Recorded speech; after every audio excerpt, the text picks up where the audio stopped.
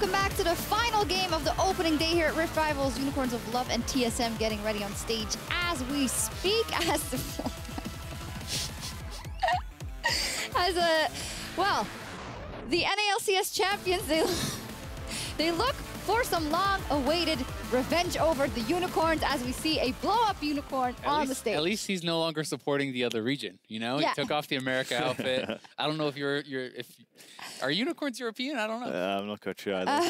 In any case, it is the magnum opus of day one. It was all sand in the eyes of the NA fans. Unicorns of Love versus TSM is what we're going to look at. Historically, TSM looking for revenge because they are down 1-4 against Unicorns of Love at IEM San Jose in Oakland. Not at a Riot event, though, so this might be the chance where they get back into it. So how much is the mental aspect?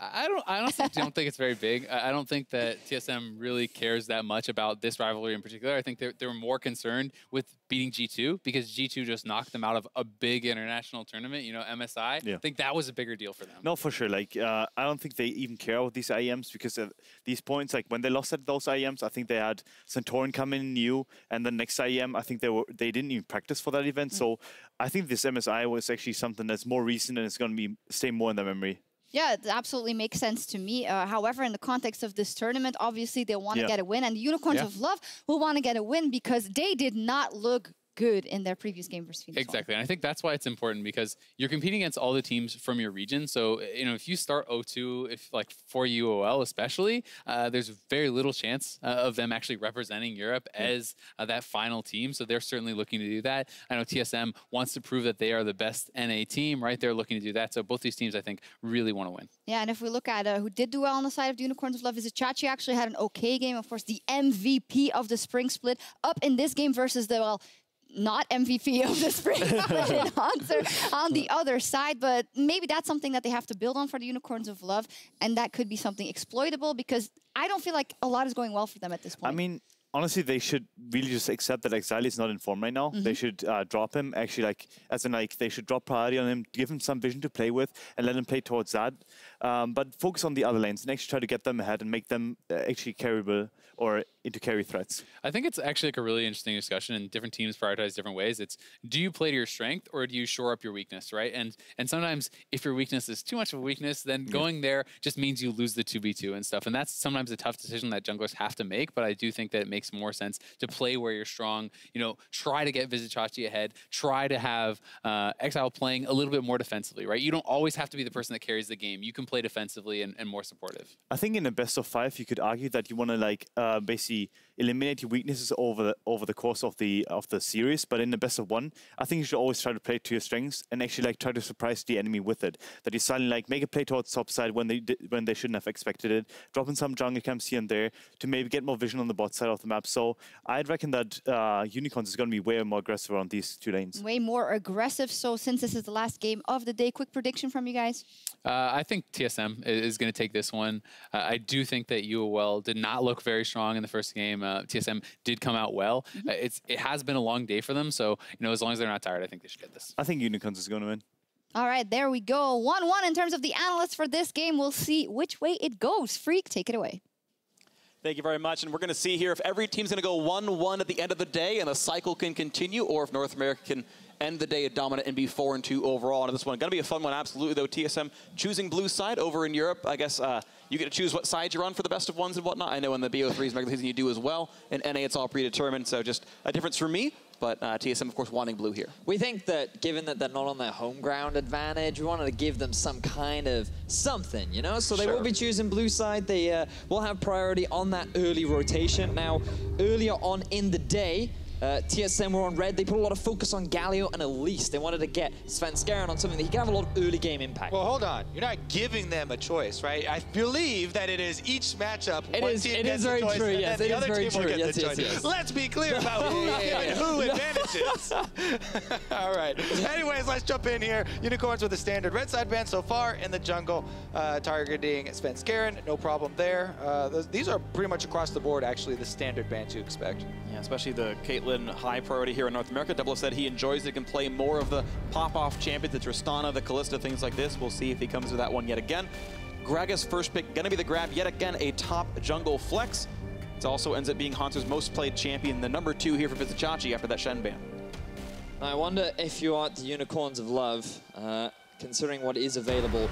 In the past, like, usually they invest early on in the top side of the map if they can, so the Shen and the Galio, but given that both of those are away, they'll often go towards getting an early AD carry and an early jungle pick. This is usually where they would try and get themselves something like the Warwick, so that Xerxes at the very least has something comfortable, but instead, they're just going to invest into a strong 2v2 bottom lane, and here in Europe, we do love our Rakan. Yeah, the Unicorns of Love indeed, and they have the bottom lane of love. The bottom lane of playmaking is actually what it should be named, because Rakan, we saw it on display so many times in North America, right out of the gates as soon as the patch went live, the super long distance that you can engage with this champion. And I think that Unicorns, this is good for them. Going back to something where they can just have a go button. They can guarantee themselves fights if they want them. It's almost impossible. You can engage from basically a screen away, so unless there's incredible warding, they should at least have that option. I'm a little surprised that TSM chose to go for the Braum rather than the Tahm Kench. I think both are fine into the Rakan, but Tahm Kench really disables all of Rakan's playmaking potential during the laning phase, simply because every time you try to go into a target, Nom, I'm going to eat you up, I'm going to take you to safety. And especially the fact that even Thresh was allowed up, and it's been such a prolific champion, but it's not going to be picked up here in this matchup. Bjergsen going to get his blind pick. Syndra, certainly a scary one, but Unicorns clearly were aware of that opportunity. Looks like they'll kind of pick with a Corki. Yeah, TSM last time around played Galio with into the composition. You know, it was all part of one piece of this moving puzzle here to have multi-layered engage. But after seeing so much success for the North American teams camping mid, having mid carry, looks like Bjergsen back on his Syndra, which he gained a name for himself originally here.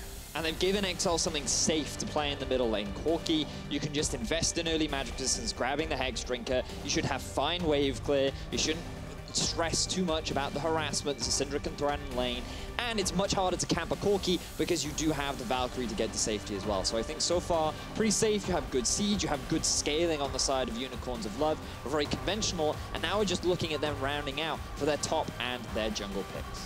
Right now it's going to be Tristana lopped off the opportunities. We'll see if they add another bot lane ban here against Doublelift and see if they can run him out of options. No Rumble out for Chachi. They just keep going down the list of champions that Chachi's played more than once. Renekton to be the other one.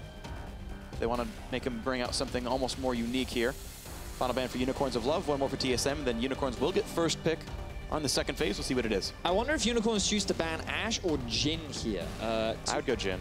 Popular champions for Doublelift in particular. He's played a lot of Ashe, but recently in North America, you guys have been popularizing that Jhin pick. And yeah, over the last few weeks, it has been something that you guys have had a lot of success with. I mean, his buffs have been very big, and the nice thing is he's got room in his build as well to tailor how early you want to power spike. Yes. Do the Yomus or not? Do you go double Energizer or an Essence Reaper late? And there's a lot of sort of wiggle room there to make sure he's the right amount of powerful. Yeah, definitely the long-range initiation potential and catches for Jhin is something that Doublelift talked a lot about for TSM wanting to incorporate into their strategies. But then he said if they really wanted to win, they would default to Bjergsen in the mid lane on a DPS threat, you know, control mage type, and him as well on another DPS scaling AD carry. So they may very well just do that with a strong front line and try and play into the 5-on-5. I was just about to say, like, how much have you guys seen of Hecarim? Yes. Because he's a special of Xerxes. He loves it into low mobility mid lane mages as well. Champions like Syndra around the level 6 mark. This guy, he's going to stampede on you. Actually, a bunch. I've been playing Hecarim ever since, you know, 7.13 came out with the new Cinder Hulk. It did tremendous things for Hecarim's clear. The biggest problem for him was always the mana early on, especially in the jungle, and not being able to clear. Oh, we're getting so much. Lock it in. We're getting Lock so much of what we wanted. We're getting so much of what we wanted to see. Yeah. Here. Stop it, freak. We didn't talk about Gnar as well. Hecarim, though, it's awesome for him. He can build straight into the Trinity Force, plus the buffs there to the Cinder Hulk. Meanwhile, though, the Gnar. Why we wanted to see that one? Vedius, go. So much buffs to him. Oh, Irelia into Gnar too. Oh, we got the Irelia. Oh, this is so good. Yes. So many fun matchups. Unicorns of Love bringing out the special picks. We can talk. You know what? Let's save the matchup talk for when we get into game, Kobe. What do we think about these compositions? Because Unicorns of Love, to me, they actually have a great setup for 1-3-1, which goes against a little bit of what we're used to seeing from them. But I still feel like even though they have a 1-3-1, they're gonna go mid again. Yeah, well, if they do, it's gonna be rough. As long as the game is even, because TSM have huge team fight potential, and they kind of talked about wanting to default back to that style sometimes to be a bit more simple, a bit safer. Doublelift on his pocket pick there with the last lock-in, with air quotes, by the way, with the Lucian, is definitely going to have a lot of mobility. The Braum Gnar and the Gragas are a tremendous front line for him to work around, so even the range, discrepancy isn't that big of a deal. This is going to be a fun one. Final notes from the coaches. We're going to see just which side comes out ahead as we close out day one of North America versus Europe. Rift Rivals 2017. The players and champions on your screen here. Vedius is jumping up and down with joy. I'm in a very similar boat right here. First, Aurelia, I think we've seen in a lot of places. The Hecarim coming back in. If you're not Xerxes, you pretty much never see that champion at all. Gonna be so fun to watch as it comes in. I'm not him, and I see it all the time. You play solo queue. No one cares about your Diamond 1 solo queue. That's true. But he has had so much success on it. Xerxes undefeated so far on his Hecarim. Will invest in the early Trinity Force. Let's see how successful he is against TSM. And there is a misconception, I believe, around Hecarim.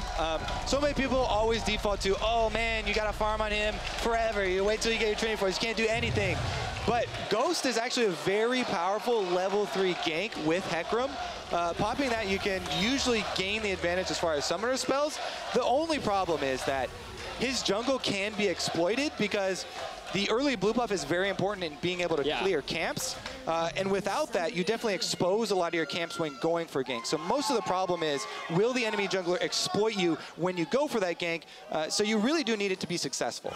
Speaking of successful, the attempt at an invade, Biofrost throws a chair into some brush, and nothing comes in. Exile waiting around the wings. Exile please, no. Do they know? It's not going to matter. Oh, it might. He went back to the right. He's been slowed. Lucian, one more hit will come in, and he's going to be okay. But he had to learn Valkyrie at level 1, which is bad. Yeah, learning Valkyrie at level 1 isn't as bad as blowing your Flash level 1. Yeah, but it definitely is not the intended route here. Meanwhile, a ward on that blue buff I mentioned. Blue buff so important for Hecarim. Cannot state that enough, so maybe we'll see a TSM concentrated effort to go over there. And Xerxes looks like he feels it a bit. And so one of the other strengths of Hecarim I feel that he does have is his ability to counter gank too. The amount of mobility that he has and the way in which he can respond to a lot of the early setup that enemy junglers try to make is actually very effective, especially when he comes in at full health. So I think that he has early game potential, but his real strength does come in the mid to late game, where he can just charge onto the backline, very easily dive onto those low mobility carries and chunk him out of the fight. All right, so he's not going to have any chance of his blue buff taken away. I do like this, starting on the blue buff. Even though you give up the extra bonus experience on Raptors and all that, blah, blah, blah. Blah, blah, blah, blah. Very important for him to have that cooldown reduction in mana generation. Meanwhile, Svenskeren gets a very nice leash here. The super leash, quote-unquote, that we have seen so much recently, and we'll return back to the Raptor. So, we have the Hecarim chat. Let's talk about Aurelia into Gnar, because as you rightly said, Kobe, we as a caster team were excited, and we thought we'd see way more Gnar in the meta because of the buffs, because he has more damage on his Q, the range in his Mega Gnar form on the E has been increased, and overall he just feels like a very strong top laner right now. So, one of the things why you see so much Aurelia, classically into Gnar, is because Aurelia is very good at abusing the mini form. Yeah. Actually on display right here. Timely trade there from Vizichachi. You can jump to the dying minion, which gives you a reset for your Q, and you can engage on him while he's in the squishy form, closing that distance. And the fact that he's trying to whittle you down with the boomerang and with those auto attacks only serves to your purposes of getting your stun off. Sven's got to be careful. Q could steal. He gets enough damage output of that one. Negative MR helping as well. Red buff is on it. Chachi is slow, gets a stun, but now he's got to run away. Q's to the scuttle. Smart play, and that might give him enough space as mid lane pressure in for Exile means Bjergsen can't show. Ooh, that does, reduce a little bit of that threat that he was building up in the top side, and Contracts will be able to clean up the Scuttle Crab as well.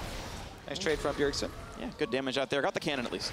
But another great thing about Aurelia into Gnar as well is the fact that when you go into Mega Gnar, you get bonus health, which means that you're almost always guaranteed to get the stun off when he transforms into the big form, and you can just immediately disengage and just buy time when he's in that big scary form that you often want to avoid. And coming into the late game side lane threat as well, you have to be wary of when Hauntzer, if he decides to go for something like a Frozen Mallet, because Aurelia's biggest issue is if she fails the Q and it's on a massive cooldown, she can be very easily kited out. So that's just something that she has to respect as the game progresses. And a lot of it, whenever you have matchups that kind of depend on kill pressure, does also hinge on jungler intervention. Yes. So Aurelia is so good when you have jungler pressure because she can take the opportunity to close the gap kind of at a whim and go for the all-ins and go for the kills. If you're the one also controlling vision around that lane and have that jungler pressure, that can really swing the matchup. Get her that kill, feed her Trinity Force fuel that she needs, and get her to that burst point. See who comes in next. Not going to be landed right there. Good damage on a Biofrost, but by putting the shield up, he cannot be rooted away by Samix, and so nice soft counter there. Braum into the Xayah. Keeps himself in a pretty healthy spot. And Lucian is an AD carry that we don't really see here in the European LCS. We see him in the mid lane a few times, Sure. but after the mana nerfs that he had not too long ago, he slowly fell out of favor because the same sort of pressure that you had sort of whittled down because you're always running out of mana in the mid, which means that your opposition could freely farm. But being picked up by Doublelift, he has mentioned this is one of his comfort champions. Yeah, it's very good. He considers it one of the pop-off champions. If he does well for himself, you'll see him keep going. Nice stun out from Bjergsen, really doing a great job with these trades. Exile, despite the Warlords, yeah, really getting pushed out in the sustain. Not enough to stay in lane, gonna get knocked out right here.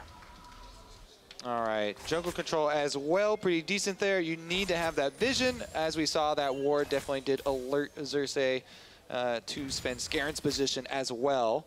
And you still need to get the, Hunter's Potion, by the way, for your upgrade, especially if you are going to be giving over blue buffs. Nice attempt there, but again, Biofrost there for the shield in front. You really can never trade on the Marksman in a Braum lane as long as the support plays well. Biofrost did, and they're fine. And Doublelift's continually saving the dash for the engagement from Hylissang as soon as Rakan comes in. Dash just enough distance there to get out of knockups, usually. We'll see him keep trading blows, though. Of course, Hylissang's doing a great job playing for trades, landing a lot of Qs right here, and really is playing quite nicely for himself. Semens gets a bit of a trade, and look, they are getting ship damage in. It's solid for Unicorns of Love. It's just equal farm with a bigger wave available to TSM. Yeah, one of the things that you'll see more and more on Rakan is this early coin start, and part of it is because of the early cooldown reduction that you get on the item, which means that you can be a little bit more aggressive, look for these trades, but also the amount of mana regeneration that you get back is actually insane because your mana costs are fairly high, which gives you a little bit more freedom. But we have to pay attention to this top lane because I can see both junglers hanging around. Well, here comes the jump on forward, but not ultis available, so not going to mean much. Yeah, I was thinking that they were going to time the jungler presence with the Mega Gnar transformation because it is telegraphed. You can see the bar charging up, and you would expect the Gnar to go in for those trades. He did kind of abort that plan, as you saw before, and walked over to Krugs. But now that Hanser is exhausted, if he does go aggressive, which he probably won't do in this pushing lane, he would be in an even worse position. Yep. But as we said, they kind of missed that window where he was confident enough to go for something. Yeah, the timing difference actually there does matter. He's still on Krugs right now, but the blue buff is respawning in about 10 seconds, and he'll be late to the party if Sven wants to go for a steal. Looks like it won't happen here, and top lane will just farm back and forth, and that'll get reset. And in terms of how the early game has gone for both sides, things seem pretty even so far. Slight advantage for Doublelift down in the bottom lane, but that's because he got to stick around for an extra wave as Samix decided to go back. So in terms of itemization, things looking very even all across the board. Also, though, there is a large minion wave here for Aurelia to pick up, and she can CS under turret pretty effectively. Yes, he does kind of have to watch the health pool, but as you can see, he's managing the Corrupting Potion. You don't want to completely top off because you want to have that threat of your stun, obviously, for any potential dives or anything like that. So use your Corrupting Potion to kind of sit at that 70% of health mark, depending on your enemy's health, and continue with that threat while also getting the last hits with your Q. And speaking of continuing with threats, we saw Bjergsen now twice look to roam top lane. This time around, Hanzo said, no. He's recalling, don't bother, just go back to your own lane. But Bjergsen has had lane priority for a while, and he's threatened roam several times now. Yeah. And a stun. They stopped Valkyrie with that one. Good damage out of the Q.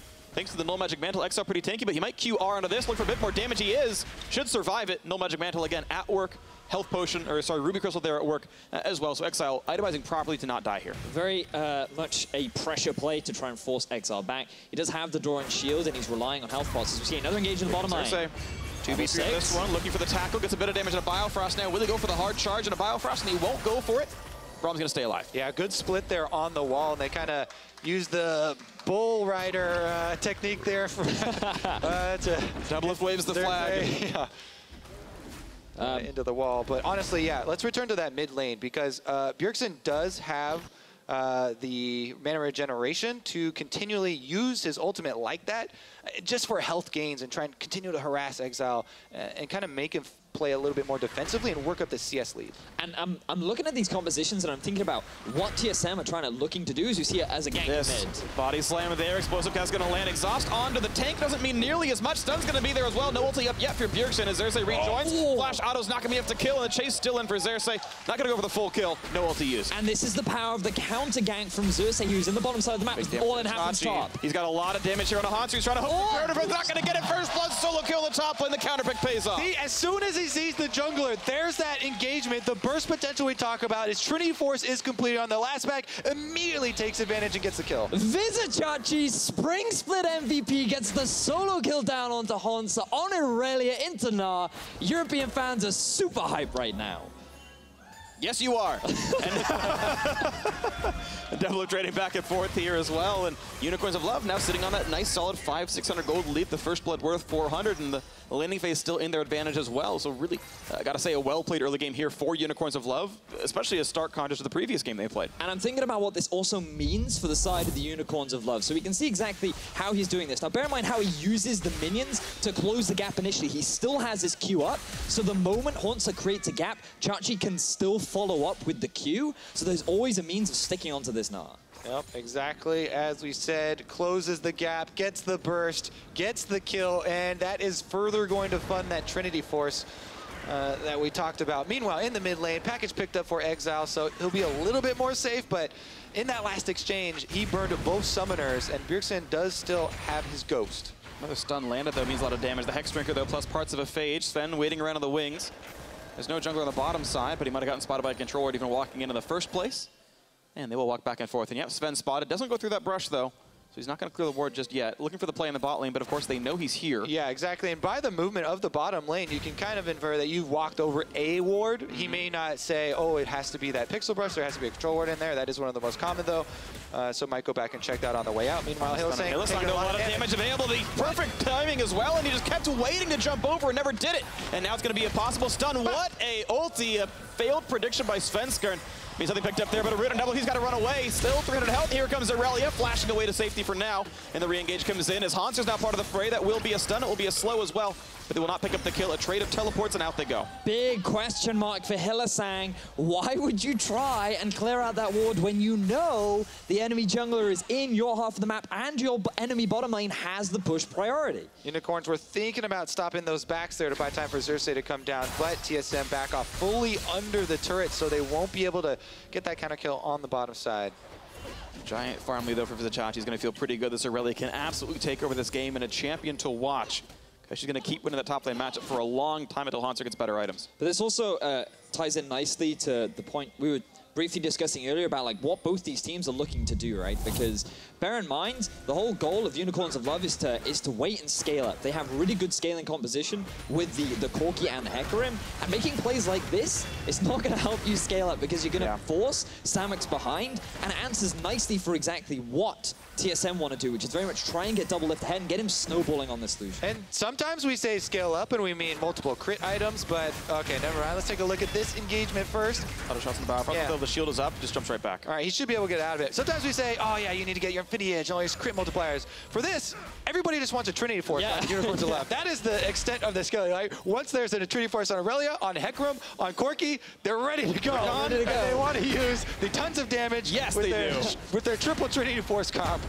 You see, this was the flaw in their battering ram before. It didn't do enough damage. You see, so when three battering rams. You need 3 battering rams, all fueled and ready by the 20-minute mark, and that's when they're going to look to siege onto the doors of TSM. Well, they got the phages to hammer it back together. Hopefully, it's going to have a nice sheen over it, and they'll be ready to go.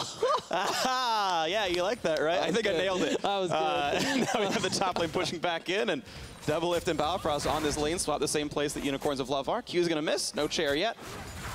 And only +3 farm there right now for Double, still waiting to scale up with his own Essence Reaver. Meanwhile, we've got Xerxes waiting for a counter gank there, backed by Krugs.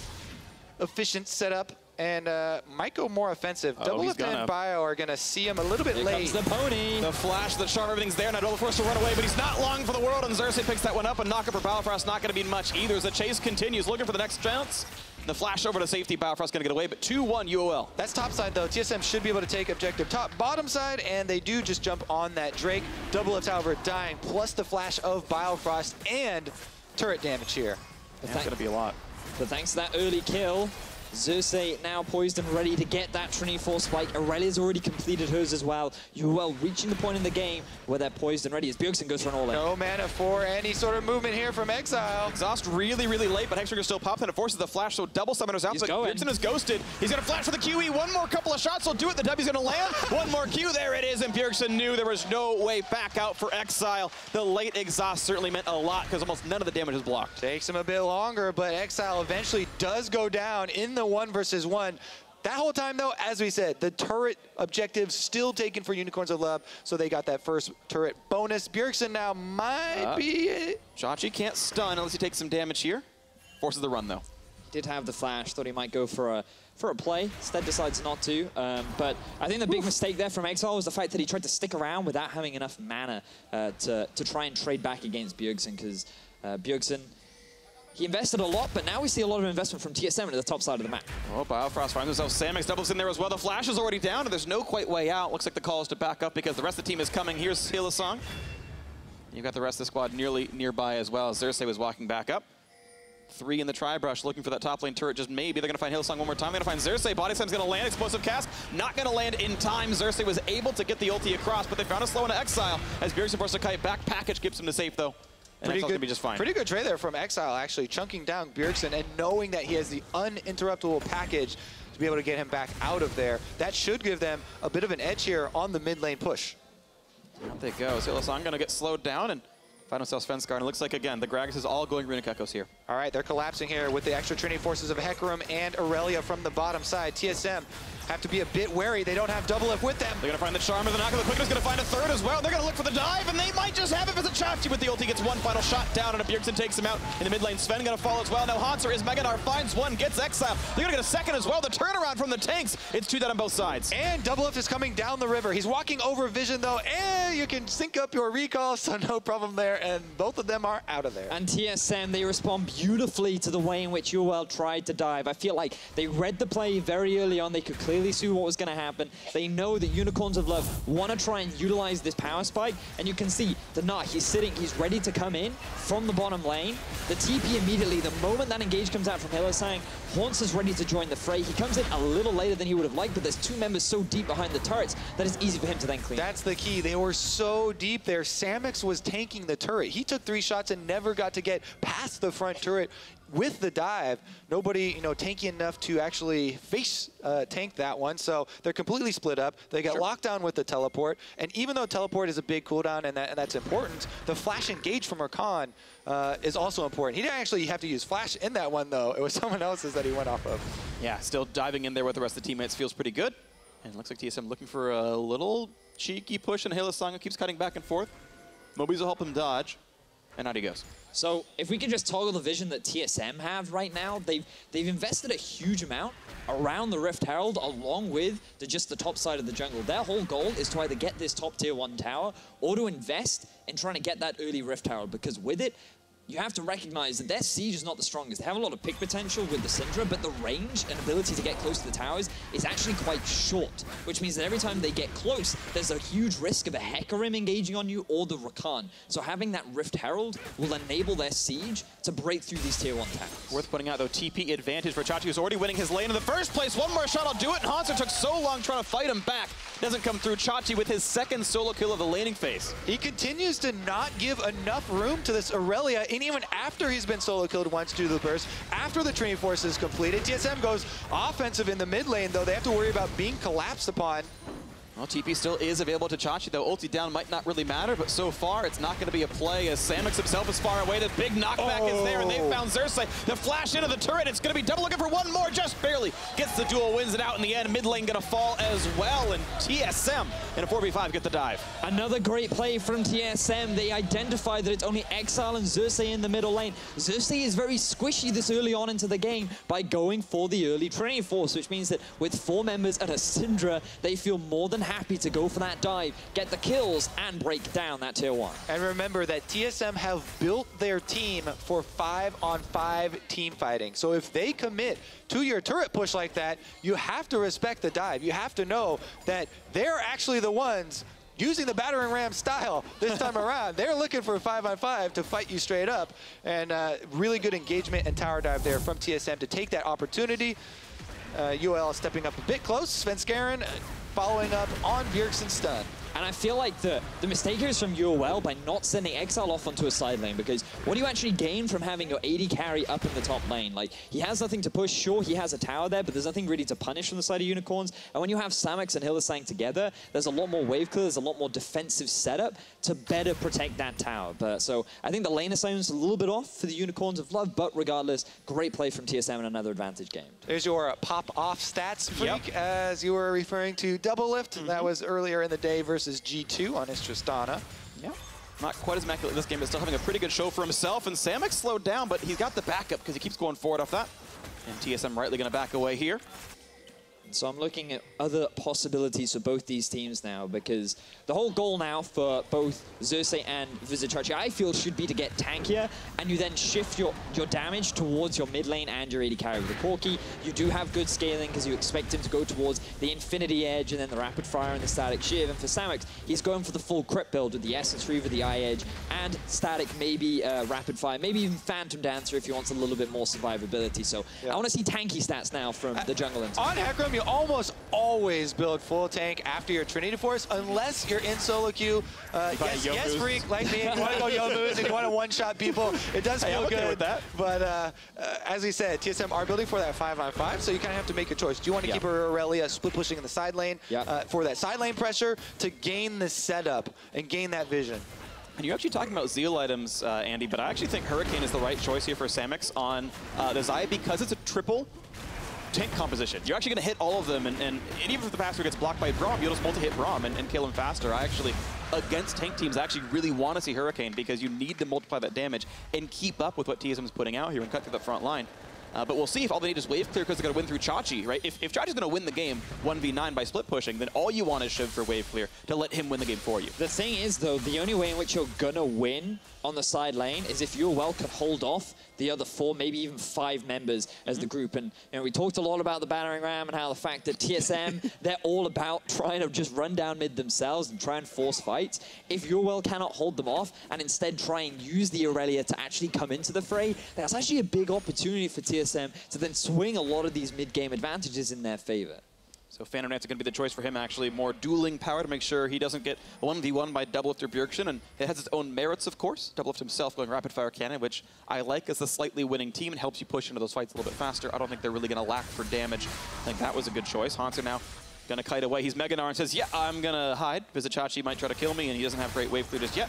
Defense to the top side, the damage going to be nothing. And you can see that Samux, when he's not very heavily contested, can wave clear just fine with his Xayah. Yeah, I do like the thing around Rapid Fire Cannon as far as getting the extra range for your pot shots you want to take on the turret to get that little bit of damage and whittle down and get a bit more pressure when you're grouping up in the 5v5. You can, oh, here we go for the engage. The big knockup's going to be there. Svenskeren dropped pretty low for himself, gets a quick shield, tries to flash away, but here comes the charge back in for Xerxes. Gets the fear, but he's got enough teammates. That ulti means absolutely nothing. A double stun out of Bjergsen. Exile's going to be a bit careful, has the Mega, and is just going to pop a quick Valkyrie or package to get out of that one.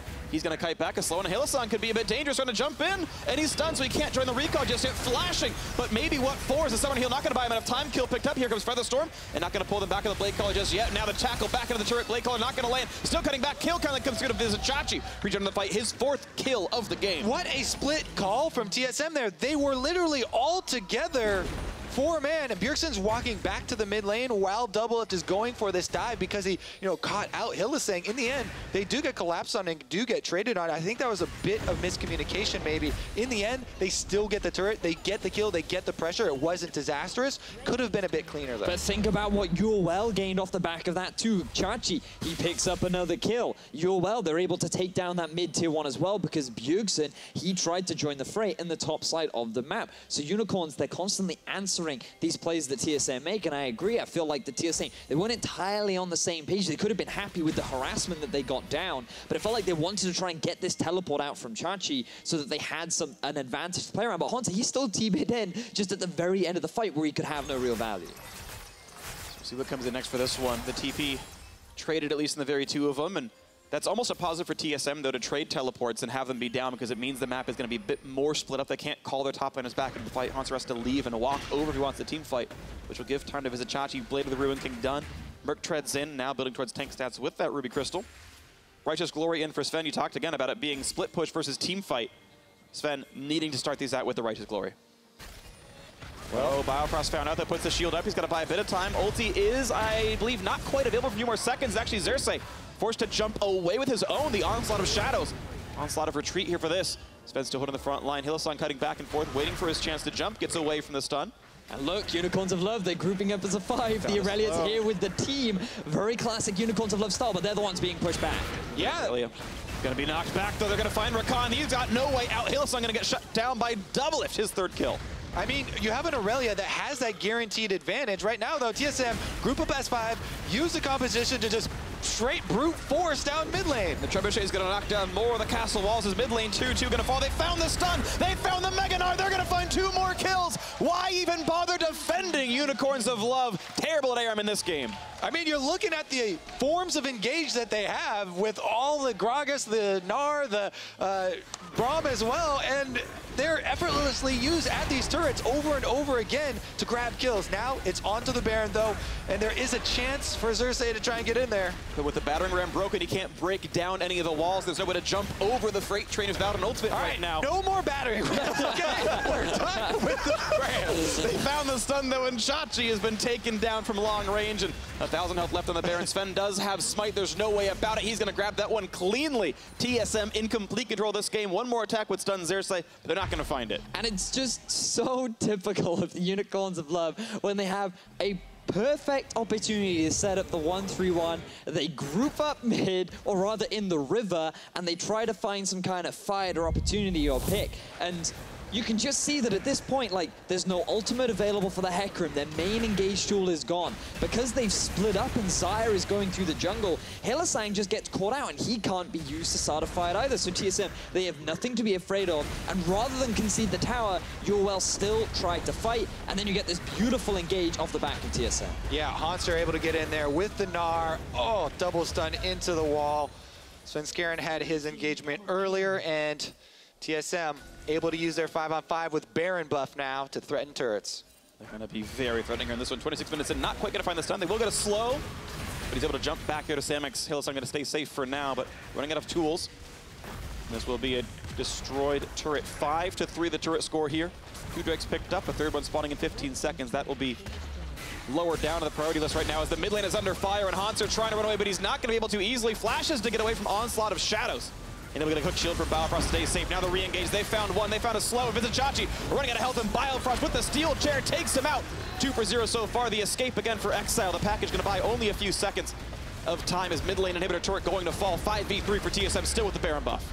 And TSM, they're just so effectively snowballing this lead. They have all 5 members alive. There's no support, no top laner for UOL. And TSM, they are not stopping. Looking to take down the turrets right now. The stone crumbling in front of them, turning UOL into firewood. As they're going to knock down one more Nexus turret. As soon as they put the attacks in, they force Exile back onto the fountain after Valkyrie, and Biofrost not even taking any damage anymore. Haunts are cutting back and forth. Wants to kill Samix, can't quite get it. But looking for the side here, and this one is Hecarim kiting back and forth, looking for the play. No turrets left alive. Can they defend as the teammates are respawning? Xerxes gonna take some damage. Look for the knockup. They're trying to take down Haunts, but they can't quite do it. Now 4v5 as Chachi respawns into this one, looking for the play of Rampage for Doublelift. 3 kills already coming into this one. Can Chachi get anything done? It looks like he cannot. The team staying alive. All 5 of TSM are there, and there's no opposition left. A quadra kill for Bjergsen. Megan is triumphant return to Europe as TSM gonna make it happen. 18-6, waiting in the fountain, letting minions do the dirty work. And that's GG. TSM 2-0, North America up 4-2. TSM themselves undefeated here at Rift Rivals after day number 1. Really strong mid-game showing there, and Unicorns of Blood could not take advantage of the Aurelia, could not take advantage of their split push to set up anything in the mid-game. They just got run over. And I was really impressed with the way in which TSM were able to play that mid-game. The fact that they just grouped up as a 5, they recognized what they needed to do, try and avoid Chachi on the side lane and just drag him to the rest of the team. And Unicorns, they fell for it. They didn't even try to apply pressure on the side lane. They didn't utilize the strength of this Aurelia. And while it was an exciting pick at the start, they just could not make it work. It was effective for the first 50 minutes. He went from 4-1-0 to 4-4-0. In the duration of his teleport being down, he's stuck with the team and could do nothing in team fights. It's a full squishy build. Trinity Force and a Ruin King, and lo and behold, when you've got 5 stuns in the opposition, it's hard to be a full squishy melee champion. That's exactly what happened to him.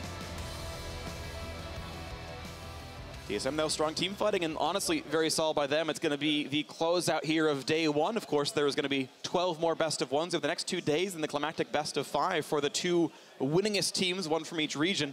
So far, those smiles for TSM coming in, and you expect NA to get better from here if jet lag is part of the situation. And honestly, I thought coming into the day there was a decent chance of NA going 0-6 because they had all flown over within 48, 72 hours here. In Phoenix One's case, right, they flew almost 12 hours after we did, and I've been here barely a day and a half at this point. And I think it's been a strong start for NA. You hope that they get a good night's sleep and they feel even more comfortable. But of course, again, there's so much more to be played. We know that EU can bounce back. And there's so much variability in best of 1s. Yes. So much can be learned as well from the other teams about if they have not done the proper research and finding their own weaknesses as well. But I also just think that there are a lot of weaknesses from some of the European teams, like that are being exploited, right? Because one of the big hype factors from European teams were like, oh, we have such unique stars. If you've never played against that star before, you don't know how to react. And a lot of the North American teams are just like, what if we just get a 10,000 gold lead in the first 10 minutes of the game? What are you going to do? And then Europe like, oh, no, that's not supposed to happen. And I do think that a big part of it is just because of how active these junglers are being in the early game. I've been really impressed with North America's just jungle present and where they're investing their early game. I totally agree. Honestly, we've had a couple of different record-setting games, and more than just one, where it's one of the NA teams' best lead of the entire split, and one of the EU's teams' worst deficit the entire split at like a 15 or 10 or 20 minute mark here. So you're right that these early games have been completely unlike any other game this split. And these, group stage games also, you're kind of just competing against your own region anyway. Because even though you're playing against the other region's teams, what you're playing for is the record at the end of the day to see who plays in the final. So honestly, it's a kind of a learning ground for both regions anyway. Right. As far as improving and just putting the best team forward for the 5-on-5 finals. But it's also a taster for Worlds. Also feels good for it also feels very good if you're an American fan. But this is also, to me, like a big taster for Worlds, right? Because this is the format for the group stages. Like, you do play those double round best of 1s. Like, you have to be willing to bring it out. So you're saying NA to win Worlds? Yeah, right now, things are looking like that, right? But also, we're identifying some big things. So I'm looking forward to seeing how the rest of the week develops. Sure. Well, keep in mind, the mantra is NA beats EU in the games that don't matter. And then when they do, Europe turns around. So the best of 5s going to Fnatic. We all know it. But that's going to do it for us here at the Castle Desk. Let's send it down to Dracos for a word with TSM's mid laner. Thank you very much, Freak. I am, in fact, joined by Bjergsen, victorious yet again on the day. So tell me, playing up against Unicorns of Love, was this a big challenge for TSM? Because you guys made it look pretty clean. Just what I heard from other teams and watching their games, they're just very scrappy. They're a very scrappy team. They always kind of want to fight, and it's very chaotic. So that's kind of what I expected going into the game. I think the game was pretty decently in our favor. The only real issue was kind of these picks that we never play against, like Aurelia and Hecarim were actually doing really well, but the champions we're used to playing against, like Corki, was no problem holding down. So I think a little bit of unfamiliarity was the only real issue we had. Vishachachi's Aurelia was obviously a really good champion of his. Definitely looked good for him, but it seems like you guys did a really good job of minimizing the impact of those like unknown champions. Was this a conversation that happened in pick ban when you saw these crazy picks coming in? Did you guys have a strategy ready for it, or did you kind of just play it by ear, so to speak, as you went into the game? I think we watched a little bit of how they play with Hecarim, or just that he plays mainly to farm in the early game. He didn't have a lot of impact, but the Aurelia pick, you can't really prepare much for. It's just a champion that everyone on our team has played against a lot over the years. It has been meta a lot in the past, so it's not a new champion that no one's ever played against, so it's just about thinking back to, what does Aurelia do? What are her weaknesses? For example, when she jumps into a team fight and she has two like offensive items, Triforce and Bork, she just blows up. So that was one of the things that was really easy for me to recognize and just kill her in team fights. Definitely saw it pretty repeatedly across that game. Now you are back in home turf, maybe not in terms of competitive League of Legends, but in terms of origination. How do you feel about playing in Europe, playing on European soil again? I like it a lot. Just seeing a lot of the people that I knew from here in Germany or at UOL, seeing a lot of my friends from the European teams, and playing EU solo queue has been a pretty good, has pretty good time so far. I don't know. It's been really nice. Obviously, feels better when we win. Everything's a lot more fun when we win, but it's been fun. Well, speaking of that, NA is now at 4-2. Now, Freak had some interesting predictions about Fnatic coming in, taking the best of 5 in the long run. But do you feel like we've already seen today that NA is greater than EU? Oh, man.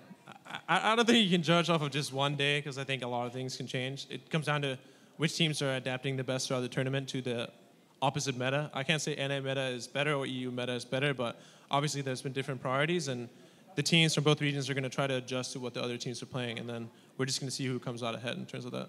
We definitely will. Well, a very diplomatic answer there to close it out. Congrats again on your win, and thank you so much for taking the time to talk to me. For now, we are going to toss things over to the analyst desk to close out the day. Thank you very much, Drake. Burger King. Diplomacy all around. But I think it's also safe to say, although, yeah, you should take that off. Nobody got that.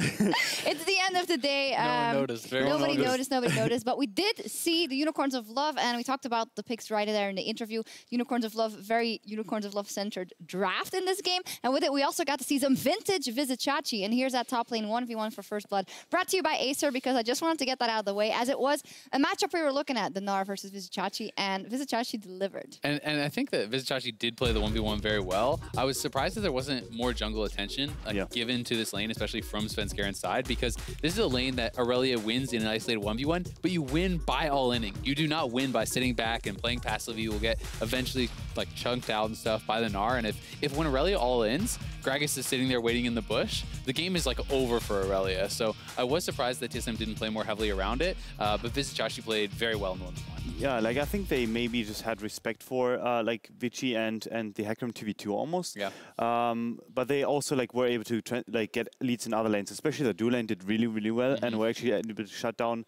the Rakan and Xayah combo that is so famous in Europe but not really played too much in other regions. So that was impressive to me. That I thought always that like that Bjergsen was like the big carry, and obviously like that, and he was able to solo kills opponent. But in this case scenario, I think the bot lane did really well and was actually like more or less just advancing the game. Yeah, and I think even though Gnar is behind, it doesn't necessarily matter if you can just group 5v5 when the rest of the map is winning, because we never really saw Aurelia get to extend her advantage, get to go to the side lanes and pressure her. And a lot of that is because TSM is constantly pushing and they have pressure themselves. Yeah, and making the right plays and also not allowing Unicorns of Love, well, even to do what they like to do, which is go to the mid lane and pick a fight. Even there, TSM were much stronger. We're going to take a look at an example of that one. Well, it happened over and over, and it was, to me, a very convincing game just from start to finish, but this kept happening.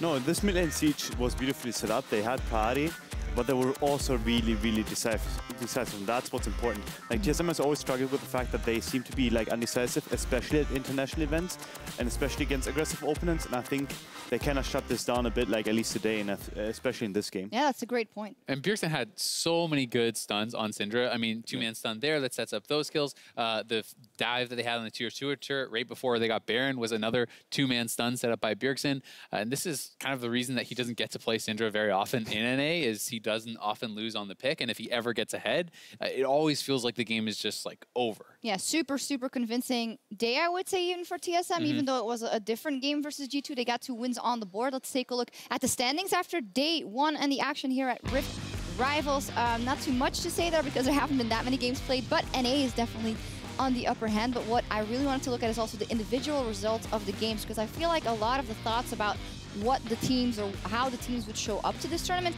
have been a bit dismantled or turned on its head. Fnatic is not looking as dominant as a start. Unicorns of Love is definitely not looking dominant, and the American teams have brought something to the Rift. Yeah, like the American teams seem to be way more aggressive, and this is something that you actually expect from European teams due to the fact that their meta is more or less created in isolation, where like EU is less likely to watch Korea and therefore more likely to actually like find other ways to win the game. And TSM, like, and especially P1, surprisingly coming in with a lot of aggression, and C9 too. It's just something that I think Europe wasn't prepared for today, but will probably like end up being prepared for tomorrow. And I think, honestly, the record is not what you should be concerned about if you are an EU fan, right? Like, I don't think it really matters, 4-2, whatever. But for me, like, looking at Fnatic, I'm more concerned about the ways that they have been playing these games, the way that they lost, and even the way that they won their first game was not impressive. And for a team that has looked so good, watching them throughout the summer split, like that's more what you're concerned about, whether it's they're not used to the playstyle that the NA teams are bringing, or different priorities in meta. That's something that we had talked about. Seeing in some of the games things like Caitlyn, LeBlanc, Gragas that C9 got against Fnatic that first round draft. Like those are three of the highest priority champions in the game in NA, but in EU they're not as popular. Yeah, it's actually interesting to see like almost a shift in questioning where like to begin with, we're always asking, can NA teams actually handle EU's aggressive playstyle and EU's almost like 1-3-1 meta? And it seems to be more like, can EU handle NA's 1-4 meta and actually control playstyle where they get like small leads and translate these small leads into big team leads? Yeah, absolutely. I think that's very much shown today. And one standout performance I also want to highlight is C9's mid laner, Jensen. He came up with a very strong performance, not only on LeBlanc, but especially on LeBlanc versus Fnatic. Led his team to their first victory at Rift Rivals, and this was also a great example of snowballing a lead and playing the map. Yeah, and playing so well around Jensen and enabling him. I mean, Smoothie and Contracts came time and time again, and really was a pretty good day for NA mids in general.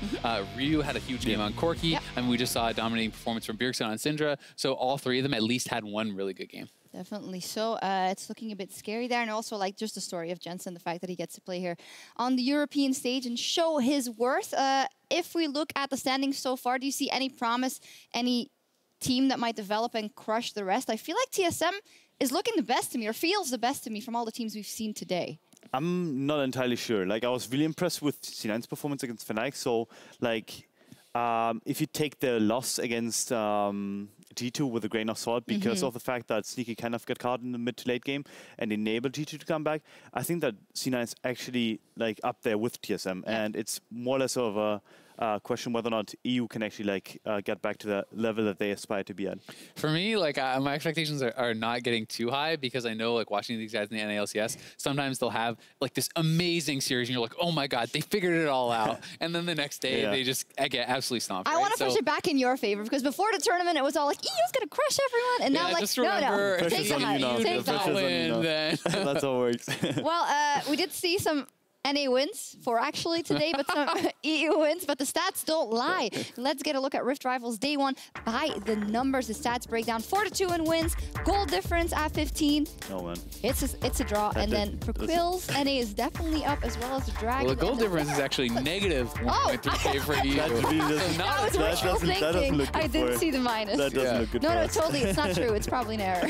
No, just kidding. But all fake news. You can't believe the stat. According to the stats, North America is also seemingly stronger. Which one of those is the most remember, important? Europe is still heavily favored. I mean, yeah, I guess.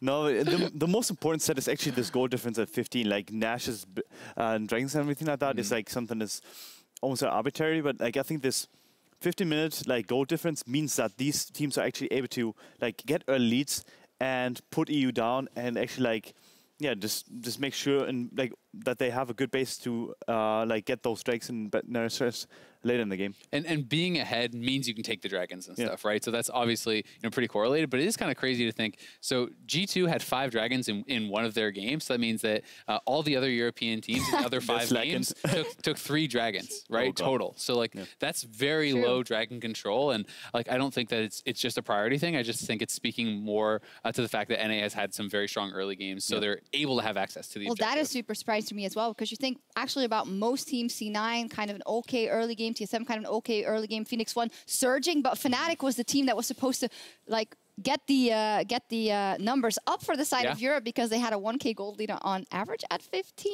or 1K higher than the average. That is what I meant. And now, all of a sudden, the whole European region is god-awful in the early game. So what are we going to do? It's only one day.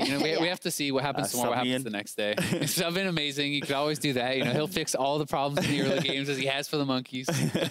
No, I mean, I think that EU teams just have to draft less cocky. They have to like actually acknowledge that these are not low-tier EU teams that they are going to be crushing. Those are top-tier teams that have like Korean experience behind them too, like international experience behind them too, because all of all of the 3 NA teams are backed by Korean coaches, as far as, or like besides like TSM, but they still have this Korean influence where they look at 1-4 metas and they look at how to control the early game in order to set themselves up for an evenish game or even like being ahead. So I think EU has to take a step back, acknowledge that they're not as good as they thought they would be, and just like learn from the enemies. Yeah, a lot of impressions. Adaptation, a lot of impressions of day one, and we still got 2 full days of as many games as today. More regional battles coming up tomorrow.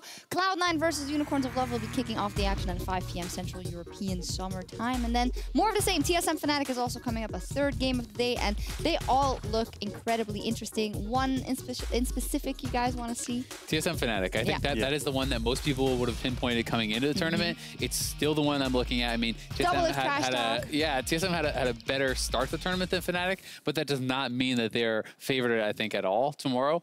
So Fnatic, if there's a game for them to bounce back in, you know, taking down the #1 NA seed would be a big win. Yeah, it would be a great statement for them to do, especially after Caps kind of get crushed after against the other NA mid laner or EU NA mid laner, however you want to put it. I think he wants, he wants to put pull back to and actually like make a statement game for himself to establish himself as like the top EU mid laner. All right, we'll see a lot to look out for tomorrow, and it's time for us to log off for the night. Thank you so much, and thank you guys for joining me on the desk all day to cover all the games. And join us tomorrow for part 2 of this regional clash between NA and EU. Have a great night. Ladies and gentlemen, 6 teams will do battle on this stage before you to determine which region is truly greater than. Nobody but Sven Skeren is unborrowed. Cocoon lands. First blood is going to be available and picked up by Hornsat inside the Cataclysm as Bjergsen takes him down. That's a double kill for Bjergsen. Cocoon on the back end secures another kill for TSM. It's alive. The stun comes down, and finally Sven and Perks are killed. The North American LCS are taking down EU. Well, it feels like it's happening. Soaz a little bit late on the flash. The barrel comes out. Look at this escape! Soaz, you beauty! Hero's entrance comes down, and there's the slicing Maelstrom. Mike Young is down. P1 needed too much time, and Fnatic somehow outplayed. Easier for Reckless to stun him in the Maelstrom. A Valkyrie forward from Captain. Fnatic ace Phoenix 1. Dun dun. Dun dun dun. Oh, dun, dun, dun. We got one for Jad. Officially victorious. I'm not joining. Nice. Nice. I got a kill. Take the wave. Oh. What? You're insane. He fucked up. Yeah. Nice. I got him. Guys, I made it again. He's not there. Will you go for the autos? One more will get him. And he takes down Exile for first blood. Oh my god. It's okay, Exile. Bit of a bait. Play down for a couple of seconds. They will knock down the mid lane or the top. I should say that both solos are gone. The hook's going to land, and that's going to be a dead Blitzcrank. Ailosong losing his life. P1 going to make it a 1-1 scoreline for themselves. GG in 33 minutes. 3v1. Caps flash hook's going to land. Knockup's there. Body slam. The chain's in. First blood comes through to Contracts. And Sneaky going to get his first kill of the game. Reckless caught out. Contracts is in behind. They get that kill picked up.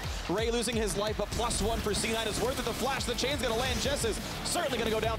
I got one though. But an L in the column right there as Cloud9 takes their win. And from Zeus, who's in the bottom side of the map, all in happens top. He's got a lot of damage here on a Hansu. He's trying to hope. But not going to get it. First blood solo kill the top lane. The counter pick pays. Mid lane 2-2 going to fall. They found the stun. They found the Mega Gnar. They're going to find 2 more kills. Why even bother defending? Letting minions do the dirty work. And that's GG. TSM 2-0. North America up 4-2.